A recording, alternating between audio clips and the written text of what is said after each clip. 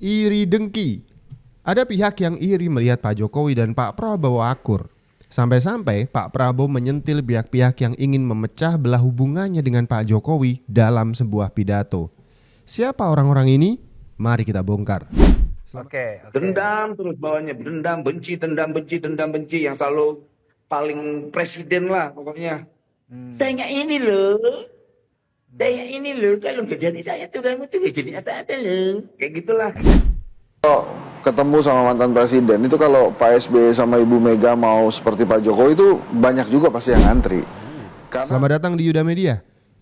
Emmanuel Ebenezer Jokowi Mania memberi kisi-kisi siapa sih yang dimaksud oleh Pak Prabowo ini sebagai pihak yang ingin memisahkan dirinya dari Pak Jokowi.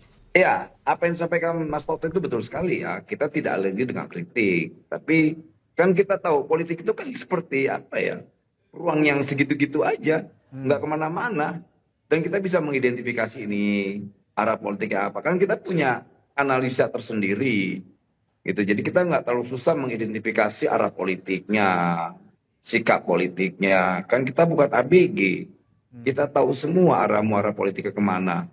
Jadi menurut saya ya betul apa yang disampaikan Toto, jangan alergi, jangan seakan-akan kritik itu dianggap bermusuhan, betul.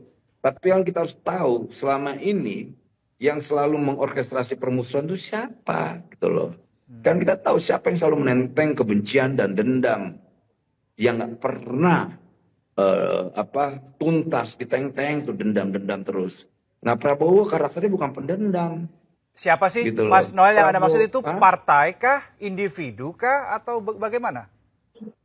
Ketua umum partai, udah, tak usah ribet-ribet. Ketua umum partai yang ketuanya itu aja terus. Oke. Dendam terus bawahnya, dendam, benci yang selalu paling presiden lah pokoknya. Saya nggak ini loh. Saya ini loh, kalau nggak jadi saya tuh kamu tuh nggak jadi apa-apa loh. Kayak gitulah. Oke. Jadi Anda mencoba mengatakan bahwa ini yang mencoba menciptakan narasi Prabowo dan Jokowi pisah itu adalah barisan yang tadi Anda sebut, barisan pengikutnya atau bagaimana? Saya pertanggungjawabkan di pernyataan saya. Oke. Itu saya pertanggungjawabkan. Saya nggak pernah mundur dari apa yang menjadi keyakinan sikap politik saya. Saya dilahirkan bukan untuk menjadi pecundang terhadap sikap politik saya. Makanya misalnya ditanya inisialnya ya Toto itu, tapi bukan Toto teman saya. Toto yang bukan Toto yang gabung di sini ya. Itu. Oke. Tapi ada yang kejadian bilang Prabowo tolol apa sebagainya itu Rocky Gerung, teman saya. Itu yang terganggu dengan efisiensi anggaran. Pemotongan anggaran, efisiensi anggaran di kementerian itu kan para pengusaha-pengusaha yang sudah bayar naruh dirjen-dirjen, ternyata pas Prabowo masuk dipangkas, program-program udah nggak ada lagi, pusing kan. Mereka udah bayar miliaran, ternyata nggak ada kerjaannya. Kan kita tahu semua. Oke. Mas Noel, ini menarik tadi ada yang disampaikan sama Mas Toto nih.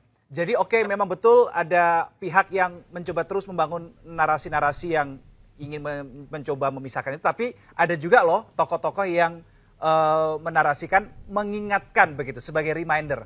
Nah, saya ingin fokus yang pertama nih. Tadi yang disampaikan Mas Toto memang ada yang mencoba untuk memisahkan atau memecah belah ataupun apapun lah istilahnya. Pertanyaan saya gini, Pak Jokowi sama Pak Prabowo terganggu tidak? Sampai ada sempat ada clash gak gara-gara narasi yang tadi kita udah singgung bareng-bareng tuh? Halo, Mas Noel? Mas Noel kan? Saya. Ya, Mas Noel. Pak Prabowo sama Pak Jokowi sampai terganggu tidak dengan adanya isu? Pak Prabowo sama Pak Jokowi sampai terganggu tidak dengan isu-isu ini seakan-akan ingin dipisahkan dengan berbagai narasi? Terganggu tidak hubungan keduanya itu? Enggak, sama sekali tidak. Bahkan makin mesra. Karena dia bicara tentang ke depan, bukan ke belakang. Jadi menurut dia itu sampah, kerikil-kerikil sampah. Yang nggak mesti harus direspon. Walaupun sedikit mengesalkan ya. Komen-komenan sampah saja, lupakan ya kan. Itu cuman ada orang iri dengki, julid istilahnya, abaikan saja gitu. Bahkan ketika mata Najwa Shihab bertanya kepada Pak Jokowi, Pak, apa respon Bapak ketika ada beberapa orang yang melakukan aksi demo dan juga vandalisme dengan narasi adili Jokowi? Pak Jokowi jawab dengan santai, ya itu ekspresi saja. Kita anggap itu adalah ekspresi, ya mungkin mereka punya banyak masalah di hidup mereka gitu. Mungkin salah satu masalahnya adalah mereka kalah di Pilpres kemarin kan gitu.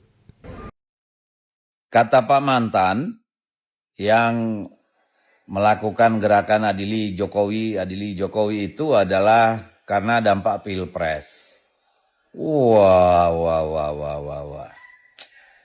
Berarti nggak nyimak tuh apa saja yang dituntut oleh kelompok-kelompok itu. Yang dituntutkan pengelolaan kekuasaan, pengelolaan politik hukum, ya, proyek-proyek PSN, oligarki, ya, soal lain-lain yang terkait dengan kebijakan sebenarnya. Nggak ada urusannya sama pemilu kayaknya.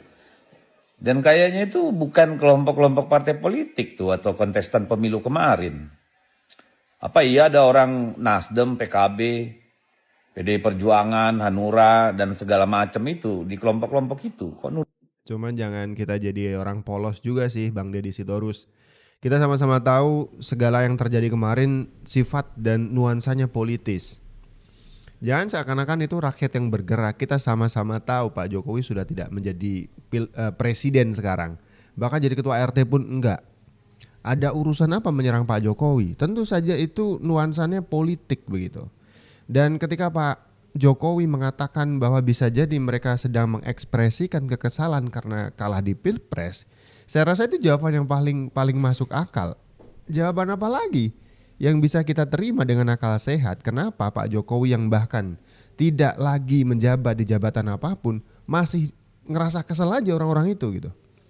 Kalah Pilpres itu cuman satu-satunya yang bisa masuk akal. Dan ketika Bang Deddy Sitorus menyebut tidak ada satupun orang-orang politik di sana, terlalu polos ya. Dan kita sama-sama tahu Bang Deddy Sitorus sedang bermain kata-kata, ya kan? Apa urusannya Jokowi harus dijegal sekarang? Karena Gibran ada di samping Pak Prabowo. Dengan kita menganalisa naiknya Gibran karena ada tangga yaitu namanya Joko Widodo, maka popularitas Gibran ini sedikit banyak memang disuntik oleh nama besar ayahnya Joko Widodo. Ketika tangga itu dirusak, bisa jadi Gibran akan ambruk dan tidak akan menjadi ancaman di 2029. Politis sekali kita membaca ini semuanya.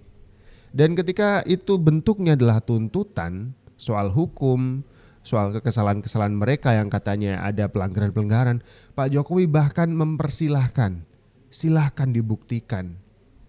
Tidak pernah menyangkal, silahkan dibuktikan. Pak Jokowi akan hadir di persidangan ketika memang dipanggil oleh hakim, oleh penegak hukum akan hadir.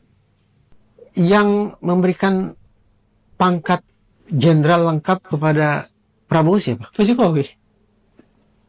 Setelah dia tahun 9798 kan ya? Iya, betul. Berada dalam titik nadir dalam karir militernya. Kemudian dia dimuliakan kan. Kasih bintang lengkap. Segala pihak yang nyinyir terkait dengan HAM dan seterusnya itu kan berhenti ya? Berhenti. Ya. Itu dibiarkan lah gitu. Nah, bagi seorang prajurit bintang itu kan segalanya. Simbol kemuliaan kan.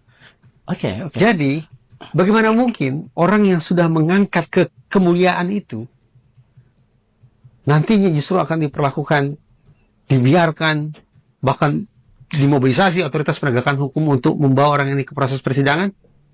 Kayaknya tidak mungkin ya Kang.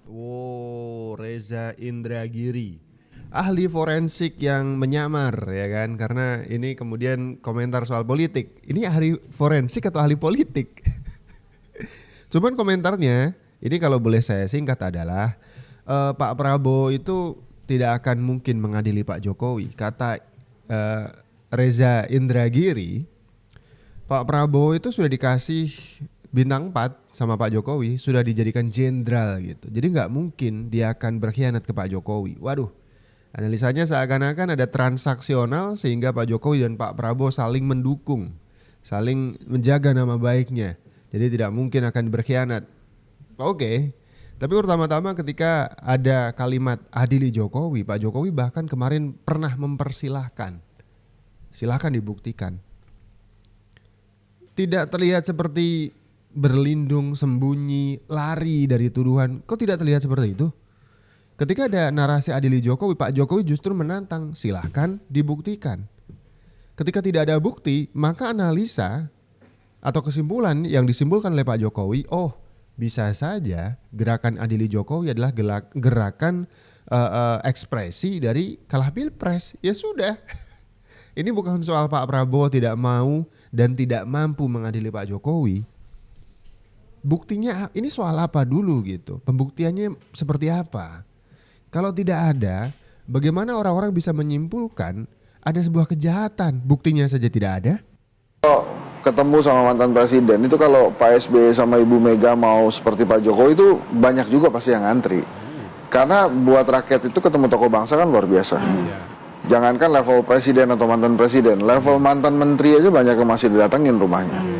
Jadi kalau menurut Kemarin katanya orang-orang yang sowan ke kediaman Pak Jokowi itu dibayar di setting katanya.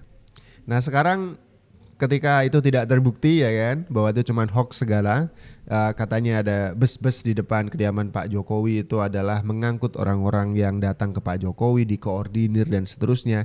Ternyata itu hoax yang tidak terbukti. Sekarang bilang narasinya dibalik sekarang.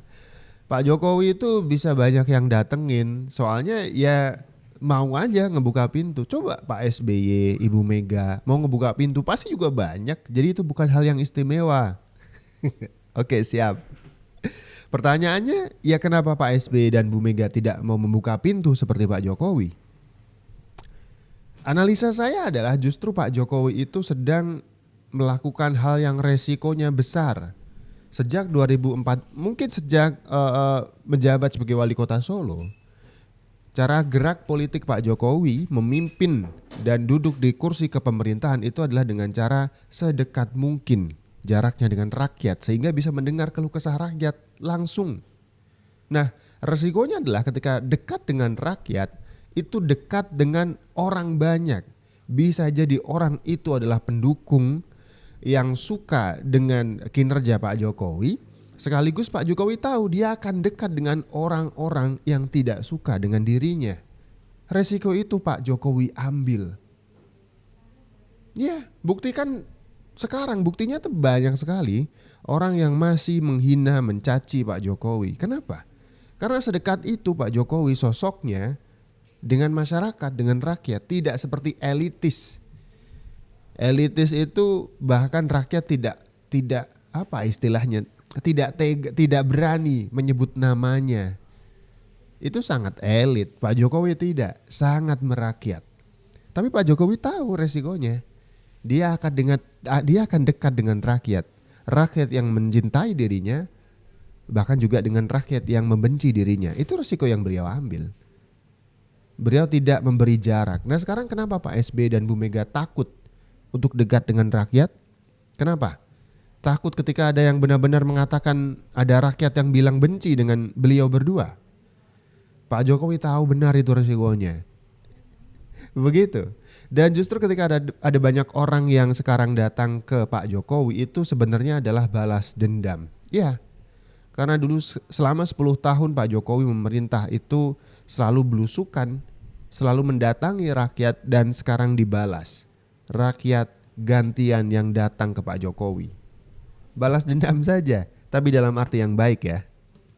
Nah Pak, ini soal Bu Megawati tadi udah disinggung sama Budi. Ya.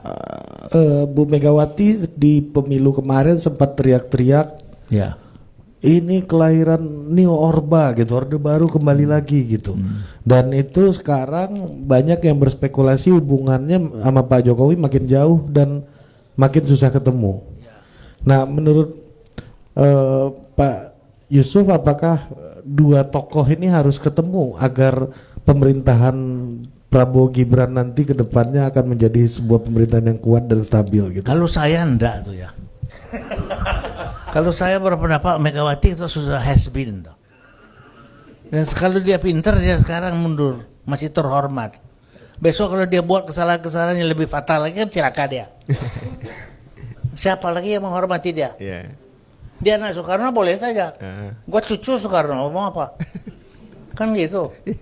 Jadi makanya saya bilang, ya sudahlah, the past has been the past. Ya toh, jadi tapi ini bukan sifatnya Megawati itu. Secara khusus Megawati ini pendendam dikenal. Jadi karena itu untuk memperbaiki hubungan itu paling sulit. Megawati sombong dan pendendam. Karakter seperti ini akan sulit dekat dengan rakyat gitu ya. Beda dengan Pak Jokowi yang begitu merakyat seperti itu. Jadi silahkan putuskan sendiri dan simpulkan sendiri. Komen di kolom komentar di bawah.